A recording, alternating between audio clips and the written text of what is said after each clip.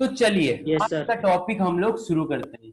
क्या है ना, पीरियडिक प्रॉपर्टीज। तो आपको पीरियडिक टेबल के बारे में कुछ कुछ सुनाई दिया होगा, कभी कभी आपने सुना होगा कि सर पीरियडिक टेबल एक होता है जहां पर हम सारे एलिमेंट को सजा के रखते हैं। अभी तक हमारा 118 या फिर 119 20 ये सब डिस्कवर हो रहे हैं।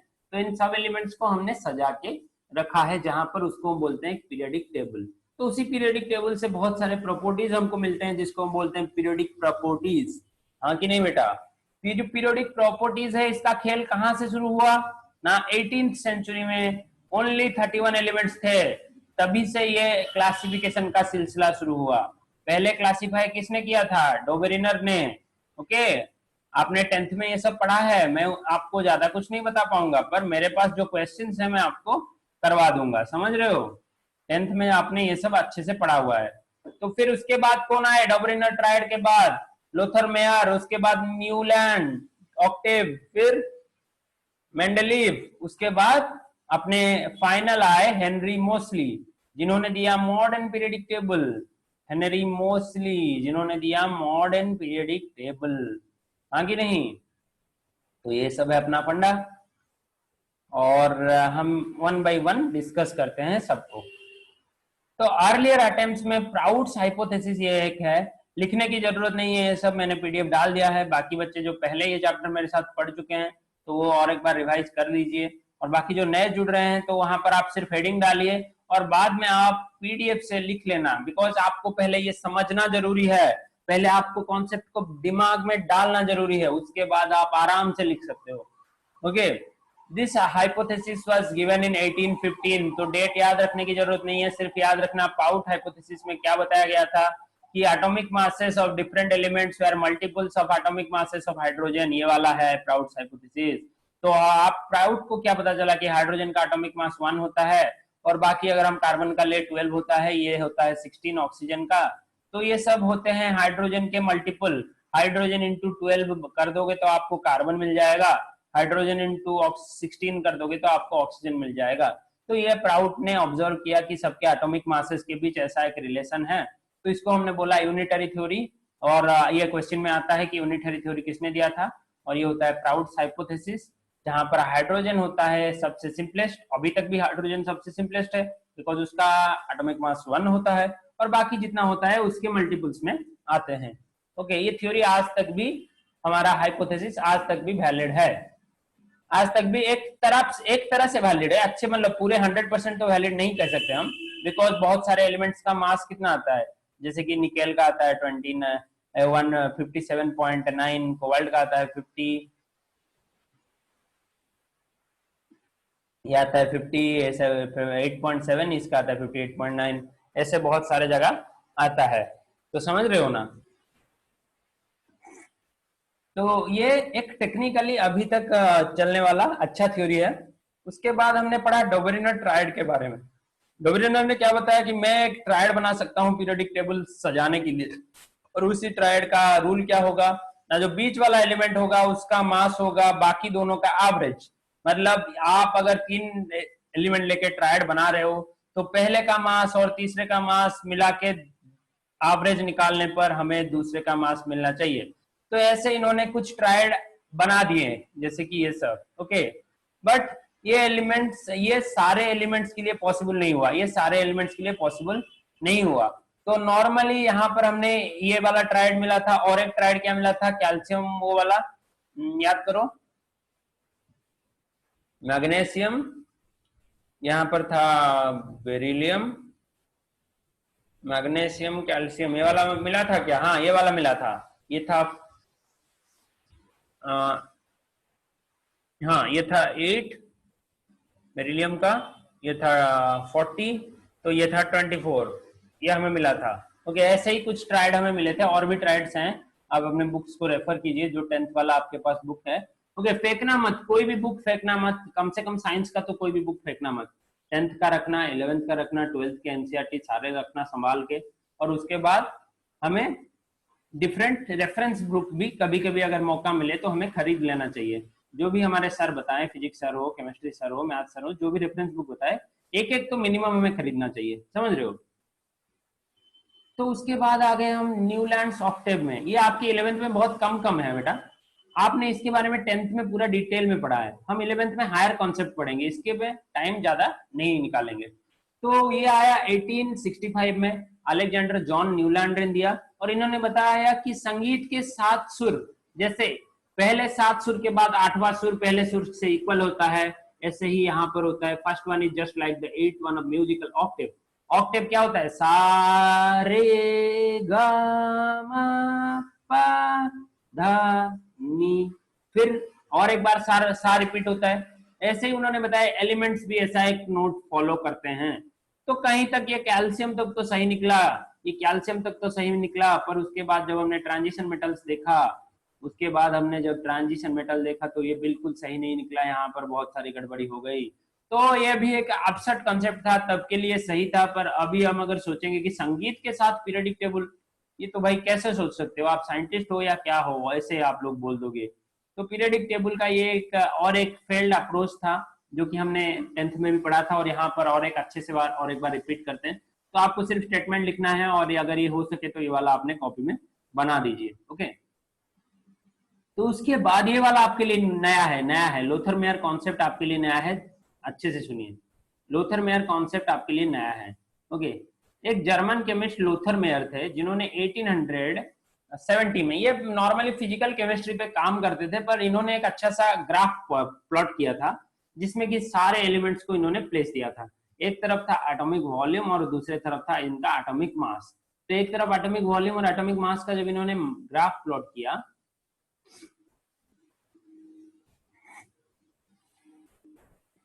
तो यहाँ पर इन्हें मिला कि ऐसे क्या होता है ना, लिथियम ऊपर होता है, फिर बेरिलियम कार्बन ऐसे कुछ यहाँ पर होता है, फिर सोडियम ऊपर उठ जाता है, उसके बाद कैल्शियम ऊपर उठ जाता है, उसके बाद रुबिडियम ऊपर उठ जाता है, उसके बाद सीजियम ऊपर उठ जाता है। अगर ये ऐसे एक लाइन ड्रॉ करते हैं, अगर ये ऐसे एक लाइन ड्रॉ करते हैं, तो यहाँ पर ये जो ऊपर वाले हाईएस्ट पोजीशन में है अल्काली मेटल्स, जो कि हमें पता है 1s एलिमेंट्स है अल्काली मेटल्स, आपको पता है ना। उसके बाद उसके नीचे वाला पोजीशन जो होता है, ये होता है अल्कालाइन अर्थ मेटल्स का, ये भी दिमाग में डाल दीजिए। Beryllium, magnesium, calcium, strontium, barium, okay, alkaline earth metals. और उसके नीचे होते हैं हैलोजेन्स, जैसे कि iodine, bromine, chlorine and fluorine. उसके बाद सबसे नीचे होते हैं ट्रांजिशन मेटल्स। तो ये वाला एक थ्योरी मिला यहाँ पर, जो कि बहुत ही इंटरेस्टिंग था तब के जमाने के लिए, और आज भी ये सब करना बहुत मुश्किल है। लोथर मेयर को इसलिए हम सलाम करते हैं कि उन्होंने इतना अच्छा कॉन्सेप्ट उस जमाने में दिया था। Atomic mass versus atomic volume का ग्राफ बनाया था। देखो यहाँ पर आप लिख सकते हो, वाई एक्सिस में उन्होंने लिया था एटॉमिक वॉल्यूम और एक्स एक्सिस में लिया था एटॉमिक मास, ये पूछा जाता है। फिर ट्रांजिशन मेटल सबसे नीचे रहते हैं, ये क्वेश्चन हो सकता है। फिर सबसे ऊपर कौन रहता है ना, अल्कली मेटल्स रहता है, ये क्वेश्चन हो सकता है। किसको किसके साथ प्लॉट किया था, ये होता है, ये क्वेश्चन हो सकता है। किसने प्लॉट किया था ना, लोथर मेयर ने प्लॉट किया था, ये क्वेश्चन हो सकता है। और आपके लिए और एक क्वेश्चन हो सकता है, कब प्लॉट किया था, जो कि एक पोटेंशियल क्वेश्चन भी है, वो 1870 में इन्होंने प्लॉट किया था। तो ये 4 आपको यहाँ पर क्वेश्चन मिले, और बहुत ही इंटरेस्टिंग टॉपिक है ये। ग्राफ आपने कॉपी में खुद से हाथ से बनाना, ऐसे ग्राफ पेपर की जरूरत नहीं, नॉर्मल व्हाइट में बनाना। आपको क्लियरली दिखाना है कि लिथियम ऊपर है, उसके बाद सोडियम, उसके बाद पोटासियम, उसके बाद रुबिडियम, उसके बाद सीजियम। वैसे ही अल्कालाइन अर्थ मेटल उसके नीचे, हाइड्रोजन उसके नीचे, और ट्रांजिशन मेटल सबसे नीचे। Okay, very nice, very nice. तो यहाँ पर बहुत सारे फिजिकल प्रॉपर्टीज के बारे में हमें पता चला। ये जो फिजिकल प्रॉपर्टी क्या होते हैं ना, एटॉमिक मास, एटॉमिक वॉल्यूम, ये सब सारे फिजिकल प्रॉपर्टीज होते हैं, जो कि हमें बाहर से पता चलते हैं। तो ये देखिए मेन कैरेक्टरिस्टिक, ये वाले को अपने कॉपी में जरूर रखिए, ये वाले पार्ट को अपने कॉपी में जरूर रखिए। मेन कैरेक्टरिस्टिक्स क्या होता है, alkali metals having largest atomic volume occupy peak position. देखिए अल्काली मेटल का वॉल्यूम ज्यादा है, तो वॉल्यूम ज्यादा है तो डेंसिटी का फॉर्मूला क्या है, rho is equal to M by V. तो अगर जिसका वॉल्यूम ज्यादा है उसका डेंसिटी क्या होगा, सबसे कम होगा। ये आपके दिमाग में रहना चाहिए, ये आपके दिमाग में रहना चाहिए। फिर अल्काली मेटल्स उसके नीचे, फिर हाइड्रोजन उसके नीचे, फिर ट्रांजिशन मेटल्स उसके नीचे। तो ये है मिनिमा और ये है मैक्सिमा, ये आपके दिमाग में डल जाना चाहिए। वेरी वेरी इंपॉर्टेंट कॉन्सेप्ट है, आपके लिए बिल्कुल नया है। तो अच्छे से ये वाले कॉन्सेप्ट को पढ़िए। अगर कोई छोटा सा भी डाउट आता है तो मुझे पूछने में मत हिचकिचाइए, अपना डर दूर कीजिए, या फिर आपको अगर अच्छा नहीं लग रहा है कि सर हमें बताएंगे नहीं बताएंगे, तो आप बताइए। अगर मुझे जितने भी जब भी टाइम मिलेगा मैं आपको सारे सोल्यूशन करके दे दूंगा। फिर ये वाला कॉन्सेप्ट तो आपने पढ़ा होगा, पर हम यहाँ पर और एक बार रिपीट करने वाले हैं अच्छे से। आज हमने 4 मॉडल्स पढ़े। पहले पढ़े प्राउथ हाइपोथेसिस, उसके बाद हमने पढ़े डोबेरिनर ट्रायड, उसके बाद न्यूलैंड्स ऑक्टेव, और उसके बाद लोथर मेयर्स कॉन्सेप्ट। तो जो अगर फास्ट हो रहा है तो मुझे बताइए कि सर बहुत जोर से हो रहा है, हम नोट नहीं बना पा रहे हैं, या फिर हम नोट नहीं बना पाएंगे आपके पीडीएफ से, तो आप धीरे धीरे पढ़ाइए, हम पढ़ाएंगे। अगर आप बोल रहे हो कि नहीं सर सही है, आप जोर से पढ़ाइए, ये वाला पार्ट जो कि हमने 10th में पढ़ा था, तो आप यहाँ पर बोल सकते हो कि सर जोर पढ़ेंगे या फिर धीरे पढ़ेंगे। बताइए, जल्दी बताइए, जल्दी बताइए, जोर से पढ़ना है ये वाला 10th वाला पार्ट आपको जल्दी जल्दी पढ़ना है, या फिर धीरे धीरे बैठ बैठ के सुनना है सारा? बताइए।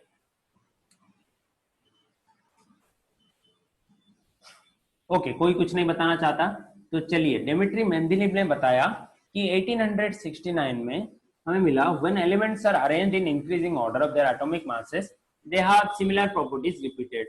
तो यहाँ पर क्या हुआ ना, physical chemical properties of elements are the periodic function of their masses, जो कि बिल्कुल गलत था तब के लिए, बट वहां पर ये वाला जो है मास्टर स्ट्रोक था, बिकॉज उन्होंने एलिमेंट्स को एक लाइन में सजा तो दिया, पर यहाँ पर एक गलती उन्होंने कर दी कि एटॉमिक नंबर के जगह एटॉमिक मास लिख लिया। तो अगर यहाँ पर एटॉमिक नंबर ही लिख लेंगे हम, तो ये बन जाएगा अपना मोस्टली थ्योरी, ये बन जाएगा अपना मोस्टली थ्योरी। तो यहाँ पर कैसे उन्होंने सजाया था, याद कीजिए आपने, पहले उन्होंने हाइड्रोजन को दिया था, और ये हीलियम के लिए उन्होंने एम्प्टी स्पेस छोड़ा था, बिकॉज जीरो गैस, तब तक नोबेल गैस डिस्कवर नहीं हुए थे। और यहाँ पर तीन एलिमेंट्स एक जगह रखा था, और ये बिल्कुल एक सक्सेसफुल मॉडल था, तब के हिसाब से बहुत ही सक्सेसफुल था, बिकॉज यहाँ पर देखिए आपने पूरा बिल्कुल मॉडर्न पीरियोडिक टेबल जैसा सजाया है। लिथियम, उसके बाद beryllium, boron, carbon, nitrogen, oxygen, fluorine. वैसे यहाँ पर ये डिस्कवर नहीं हुआ था हीलियम, नियॉन वगैरह। फिर यहाँ पर देखिए बिल्कुल सही है, sodium, magnesium, aluminium, silicon, phosphorus, chlorine, ये सब बिल्कुल सही है। Potassium, calcium, scandium, titanium, vanadium, chromium, manganese, ये सब सही है। और यहाँ पर देखिए, यहाँ पर थोड़ा उल्टा हो रहा है, कॉपर, जिंक, यहाँ पर इन्होंने आयरन, कोबाल्ट, निकेल को ऐसे सजाया था, पर कोबाल्ट को पहले रखा था और निकेल को उसके बाद रखा था। देखिए कोबाल्ट का मास ज्यादा है और निकेल का मास कम है, तो इसके अकॉर्डिंग निकेल पहला रहना चाहिए था, बिकॉज निकेल का मास कम है और कोबाल्ट का मास ज्यादा है। बट इन्होंने यहाँ पर कोबाल्ट को पहले रखा और निकेल को बाद में रखा, उनके प्रॉपर्टीज के हिसाब से। तो ये उनका एक ड्रॉबैक हुआ। ड्रॉबैक मतलब उनका एक गलती हो गया भाई। हम तो इंडियंस हैं, हम तो ह्यूमंस हैं, हमें गलती निकालने का बहुत अच्छा शौक है, हम दूसरों का गलती निकालते हैं बहुत बढ़िया से। तो यहाँ पर हमने एक गलती निकाल दिया मेंडेलीव का।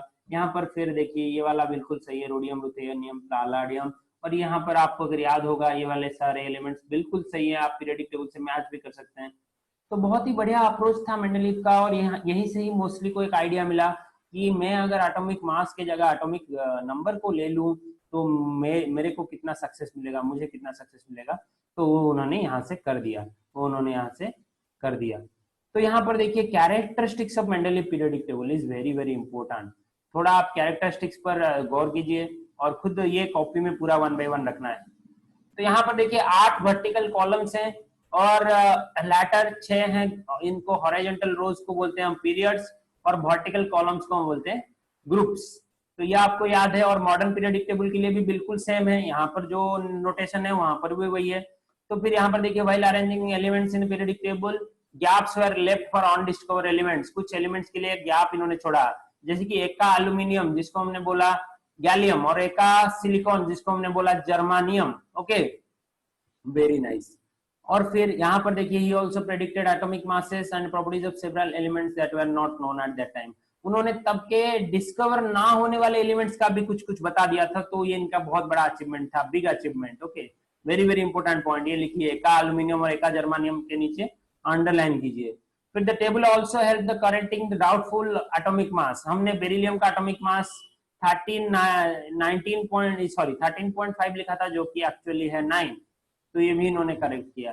फिर Mendeleev considered mainly reactivity of elements with H2 and O2 among the chemical properties, जो कि एक मास्टर स्ट्रोक था, because most of the elements जो रिएक्ट करते हैं वो रिएक्ट करते हैं हाइड्रोजन या फिर ऑक्सीजन के साथ। ऐसा बहुत कम ही एलिमेंट होते हैं जो हाइड्रोजन ऑक्सीजन के साथ अच्छे से रिएक्ट नहीं करते। तो ये उनका मास्टर स्ट्रोक था मेरिट्स में या फिर कैरेक्टरिस्टिक्स में। फिर डीमेरिट क्या था? डीमेरिट देखिए, बहुत सारे डीमेरिट्स यहाँ पर, डीमेरिट्स का हेडिंग डालिए और लिखते जाइए।